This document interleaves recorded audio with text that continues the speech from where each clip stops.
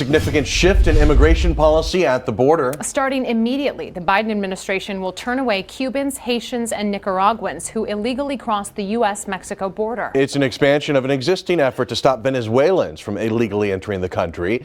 For the next 2 years, the administration will only accept 30,000 people each month from the 4 countries and offer the ability to legally work if they have eligible sponsors and pass vetting and background checks. The policy changes getting strong reaction from the border community. As News 4 San Antonio's Matt Roy explains, many officials think this is nothing but putting a Band-Aid on the issue.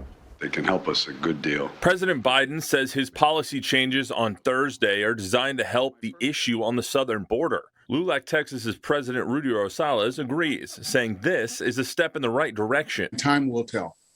At this point and at this juncture, nothing else seems to be working, right? Others, like Kinney County officials, say this is basically useless. Throwing a rock in Lake Amistad here, the ripple won't even really be effective. President Biden says his parole policy was effective with Venezuelans, so he believes it'll work with Cubans, Haitians, and Nicaraguans too.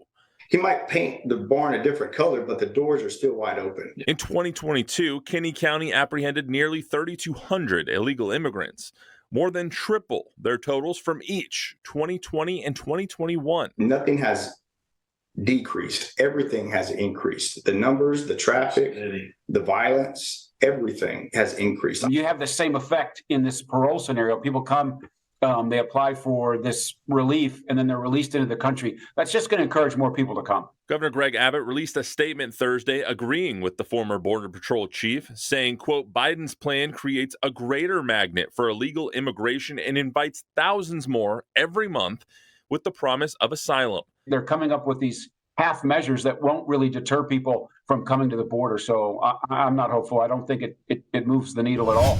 As the crisis at the border continues, President Joe Biden announcing he plans to visit the U.S.-Mexico border.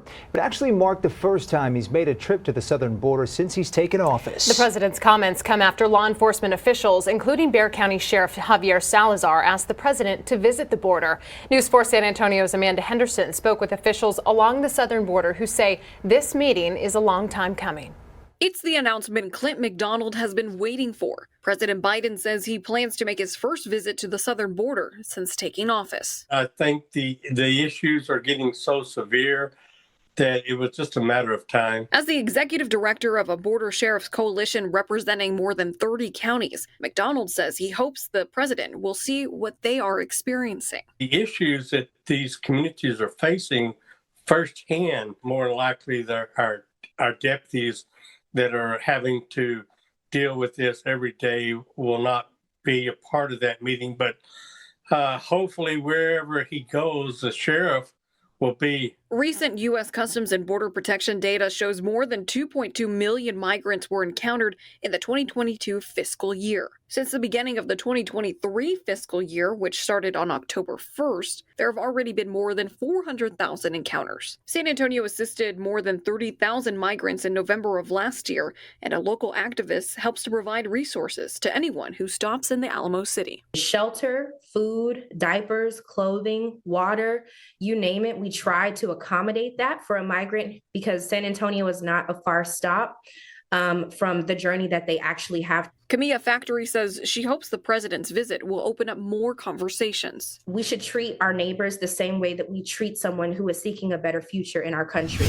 The Supreme Court of Texas hears 2 arguments involving the Electric Reliability Council of Texas, or ERCOT. The entity is facing legal ramifications for the high prices it maintained during the 2021 winter storm. The primary issues being argued before the justices are whether ERCOT is a governmental unit and whether they can be sued.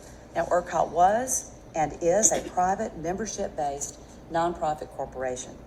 Before it was certified as the independent system operator, it performed the same grid operation functions that it does today. Those functions did not suddenly become governmental when ERCOT became the ISO, and its certification to perform them didn't turn ERCOT into a part of state government. That determination impacts whether ERCOT has governmental or sovereign immunity from suit. The justices pressed both sets of lawyers representing ERCOT and the petitioners. Back to my first question, I want to give you a chance. My first question was, are there things that ERCOT does that the PUC cannot control? And I want to focus you on the word cannot. One important factor brought up during the arguments is funding. Do taxpayer dollars fund this entity?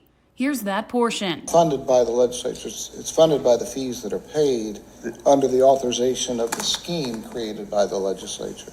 But that is a big difference, whether or not it's actually funded by appropriated dollars.